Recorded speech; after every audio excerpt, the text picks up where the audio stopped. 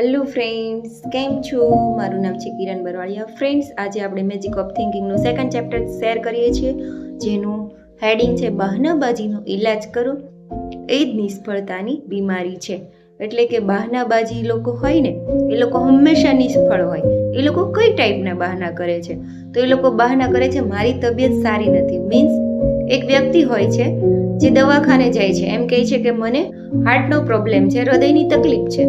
દવાખાને 4 દવાખાને રિપોર્ટ કરાવે છે, રિપોર્ટમાં કશું જ નથી આવતું. ડોક્ટરો શું કહે છે કે તમારી તબિયત સારી છે, છતાં પણ એ વ્યક્તિ શું થિંકિંગ કરે છે, હજુ મારે 5મા દવાખાને જવું છે, ત્યાં પણ રિપોર્ટ કરાવે છે, કદાચ ત્યાં કંઈક આવી જાય તો. અને સાંભળો, બીજી તરફ બીજી વ્યક્તિ છે જે ખરેખર બીમાર છે અને તેના રિપોર્ટમાં પણ બીમારી આવે છે, છતાં પણ એ શું વિચારે છે કે મારી તબિયત સારી થઈ જશે.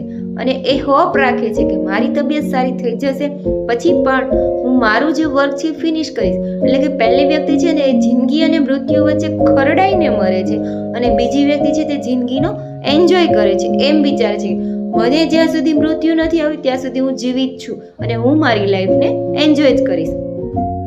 સેકન્ડ બાનું બનાવે છે મારી ઉંમર નાની છે અથવા મોટી છે. તો ફ્રેન્ડ્સ, ઘણા લોકો હોય છે એવું વિચારતા હોય હવે તો મારી ઉંમર થઈ ગઈ, મારાથી થોડું આ કામ થાય. અને કોઈ વ્યક્તિનું ડ્રીમ હોય પણ શું વિચારશે, મેં તો આ સપનું અત્યાર સુધી જોયું પણ હવે થોડી મારાથી પૂરું થશે.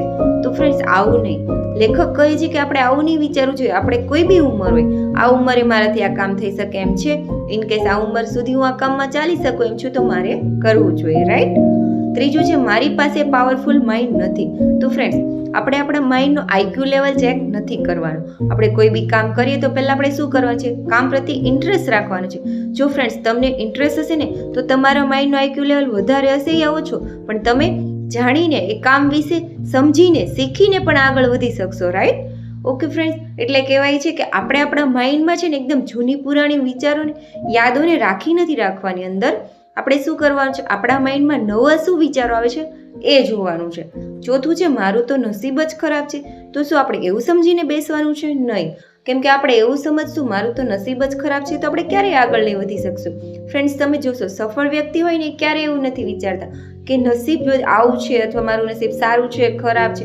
એ લોકો ક્યારેય નસીબ પર વિશ્વાસ નથી કરતા. એ લોકો શું કરે છે, પોતાનો ટાઈમ શેમાં આપે છે? કામમાં.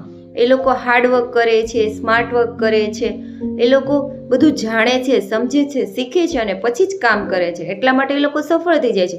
નસીબને આધારે જો એ લોકો બી બેસી રહેતા હોત તો તે બી ક્યારેય સફળ થાત નહીં.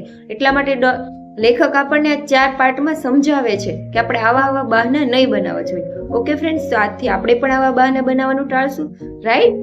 Thank you.